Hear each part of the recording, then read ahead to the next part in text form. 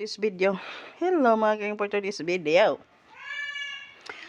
Wala lang gisapot lang ko karong adlaw, no. Nakakairita, nakakiinis, nakakaasar, nakakagalit, nakakagigil. So lahat ng yan kompleto. So nakita ko sa newsfeed ko ng mga kairing. Na iba, alam niyo yung balita, yung trending balita na yung tatay kung paano niya pinatay yung anak niya at saka yung asawa niya, which is addict yun. Ang nangyari, di ba, naging wanted, nahuli ng mga tao, binugbog, tapos nadala sa ospital kasi ang daming taong galit na galit eh.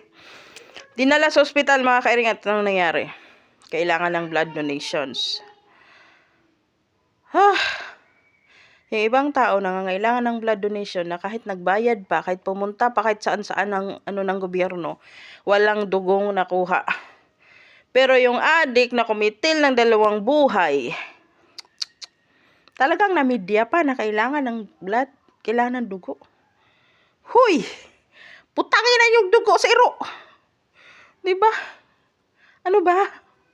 Ang dami na ngailangan ng tulong na kailangan pang buhayin yung matitinong tao, hindi na bigyan ng tulong. Tapos, ngayong addict na yan, kumitil ng 2 buhay, sariling pamilya niya, halos buong bansa hihingi ng dugo para mabuhay. Diyos ko, ano ba nangyari sa Pilipinas? Diba? Yung matitino, kailangan ng tulong, hirap tayong tulungan kasi walang pera.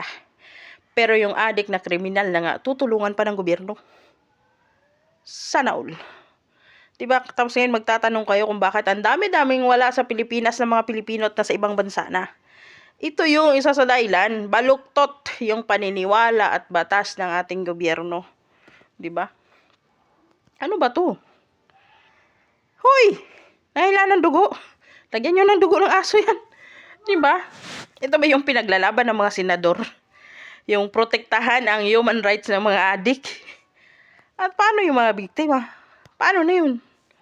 Yung bata nawala ng nanay, 'di ba? Nawala ng kapatid. Nawala ng apo at anak, yung magulang nung nanay. Nawala ng pamangkin, yung mga kapatid ng nanay. Nawala ng kapatid. Paano yun? Thank you?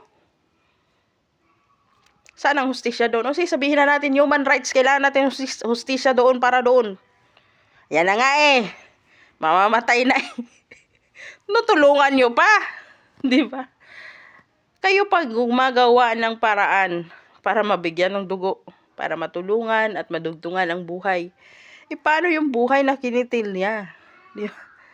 Ang tulungan nyo, yung matitino na nasa ospital na nagganda hirap-hirap maghanap ng dugo, tapos hindi magbigyan ng dugo kasi walang pera. Kailangan pa pumunta kay Poncio Pilato, mayor, senador, etc., congressman, gobernador, kapitan, etc. Dyan, dami pang lapitan para lang makahingi ng dugo, para lang makakuha ng abono na dugo na kailangan ng pamilya nila. Samantalang yung addict, kriminal na, broadcast nyo pa na kailangan ng dugo. Diba? Tapos ang dami naghihingalo sa hospital dahil kailangan nila ng dugo pero wala silang dugo na kukuha. Tapos yung addict na yan, nakakitil na 2 buhay, inosenteng bata at asawa. Tutulungan nyo pa makakuha ng dugo. Ano, para mabuhay? Dugtungan yung buhay? Para makapatay ulit? O sige, sabihin na natin, nakulong. O di makulong siya. O ayan na, di ba? Nakulong na siya.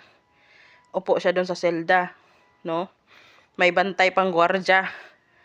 Ang saklap doon, libre pagkain pa, kain tulog lang. 'Di ba?